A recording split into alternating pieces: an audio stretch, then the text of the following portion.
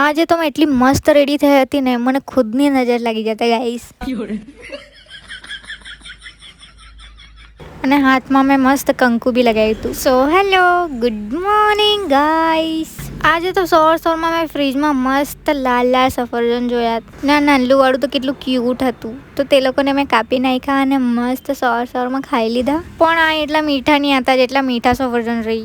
તો બી મેં ખાઈ લીધા અને પછી મેં ખાવા બેઠી રોટલી ને શાક. સાંજે આડીમનું શાક બનાવ્યું હતું. મને તો એટલું ભાવે કે મેં સવારે બી ખાઈ લીધું ગરમ કરીને. આજે તો મારી દાળ ચોખા ખાવાની બિલકુલ બી ઈચ્છા નહીં હતી કેમ કે દાળ ખાઈને મને કંટાળી જવેલું. તો મેં બનાવ્યું મસ્ત બટાકા અને ટામેટાનું એકદમ રસાવાળું શાક અને ભાત સાથે ખાઈ તો મજા આવી જાય. પછી મારી દીદી લોકો ગયેલા હતા વાસ્કુઈ તો ત્યાંથી લઈ આવ્યા ઢોકળા. આ વ્હાઈટ કલર તેને ઢોકળા કહેવાય કે ઈદડા કહેવાય એ મને બી નહીં ખબર. તે ખાધું. પછી અમારા લોઠા ચોપા ચોપ્સ લઈ આવ્યા હતા. તેમાંથી મેં બી એક ખાઈ લીધું. તો તે દિવસે મેં પાત્રા બનાવ્યા હતા. તે દિવસે મને બહુ ગમ્યા હતા. તો મારી દીદી લોકો હજુ પાત્રા લઈ આવ્યા હતા હટવાડામાંથી.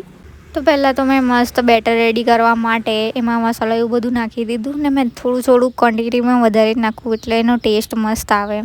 ને લીલો મસાલો તો મેં વધારે જ નાખું કેમ કે તેનો ટેસ્ટ એકદમ અલગ હોય. તો એનું મસ્ત સ્મૂથ બેટર બનાવી નાખ્યું. તો બેટર તૈયાર થઈ ગયું. પછી પાત્રા કાપીને મેં એમાં લગી એક કરીને. અમારે તો પહેલાં તો આ વસ્તુ મારા પપ્પા જ બનાવતા હતા પાત્રા કેમ કે કોઈને આવડતું જ નહીં હતું ને હજુ બી કોઈને નહીં આવડે મારા સિવાય. પણ મને આવું બધું ખાવાની ચૂલ વધારે ને એટલે મેં બધું શીખી ગયેલી બનાવવાની એમ.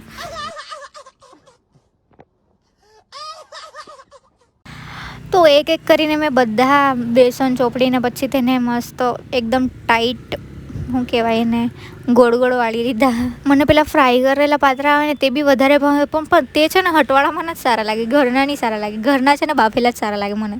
ને આજનો દિવસ તમે ખાવ તો ડે બી ઘોષિત કરી દે તે બી ચાલે કેમ કે મેં આજે બહુ બધું ખાધું છે સાચું. તો આવી રીતે એક કરીને મેં બધા ગોળ વાળી લીધા હતા. જોઈ શકો છો તમે. એમાંથી એક જ ખુલી બી ગયેલું હતું તો પાછું તેને વાળ્યું છે. પછી મેં મૂકી દીધા ધીરે ધીરે એને બાફવા માટે. અહીંયા સુધી કામ પતી ગયેલું હોય ને બાફવા સુધી પછી મને બહુ શાંતિ થઈ જાય કેમ કે હવે ખાલી કામ રહ્યું બફાવાનું. બફાઈ જાય એટલે તેને કાપીને વઘારવાનું બસ. અમારે તો અત્યારે જેટલા માણસ છે તેટલાને આ ઓછું તો પડે છે મને ખબર છે પણ ચાલી જાય એમ. પછી અડધો કલાક પછી મેં ચેક કર્યું તો એટલા મસ્ત બફાઈ ગયા હતા અને એમાંથી એટલી મસ્ત સ્મેલ આવ્યા કરતી હતી. મેં તો પછી ફટાફટ એને ગરમ હતા તો બી મેં કટ કરવા લાગી કેમ કે હવે આપણાથી ઇંતજાર નહીં થાય એમ ખાવામાં. મારાથી તો નહીં જ રાહ જોવાતી હતી પણ અમારા ત્યાંના લોઠા તો હમણાંથી જ ખાવાના થઈ ગયેલા. તો મેં જાટ નથી આપી લોકોને. જો મેં પાત્રા એકદમ મસ્ત કટ કરી લીધા હતા. કેટલા મસ્ત દેખાતા છે. મેં કંઈ બી બનાવું ને તો તે પરફેક્ટ બની જાય તો મને બહુ ખુશી થાય. તો હવે હતું ખાલી વઘારવાનું. તો મેં બેસી ગઈ તેને વઘારવા માટે. પછી મસ્ત વઘાર કરીને અમે બેસી ગયા એને ખાવા માટે. વઘાર મેં સિમ્પલ રાઈવાળો જ કર્યો છે. અમુક લોકો મીઠા બી બનાવે પણ મેં મીઠા નહીં બનાવું. હા પછી ચાય સાથે મસ્ત એન્જોય કર્યા પાત્રા. પછી મેં બેસી ગઈ રેડી થવા માટે કેમ કે આપણે એક આજે વિડીયો ઉતારી નાખીએ વરસાદ બંધ છે એટલે. તો વિડીયો માટે મેં રેડી તો થઈ ગઈ હતી પણ મારે છે ને હાથમાં પેલું આલતા જેવું લગાવવા ને તેવું ઈચ્છા હતી ફોટોસમાં આ વખતે દેખાય. તો મેં મસ્ત પાવાગઢથી મારા પપ્પા કંકુ લાવ્યા હતા ને તે લગાવ્યું. જો કેટલું મસ્ત દેખાતું હતું. હવે ફોટોસમાં બી મસ્ત આવશે. તે લગાવીને તે સુકાઈ ગયું. પછી મેં થઈ ગઈ હતી મસ્ત રેડી ને તે હાથમાં કેટલું મસ્ત દેખાતું હતું. જો ને આ કુર્તી બી બહુ જ બ્યુટીફુલ હતી. મારી નહીં હતી મારી દીદીની હતી. બધા કપડામાં વિડીયો બહુ ઉતરી ગયેલા છે એટલે મારી દીદીને પહેરવા પડે હવે મારે. તો હવે મેં ફટાફટ મારા વિડીયો બનાવી નાખું પછી આપણે મળીએ.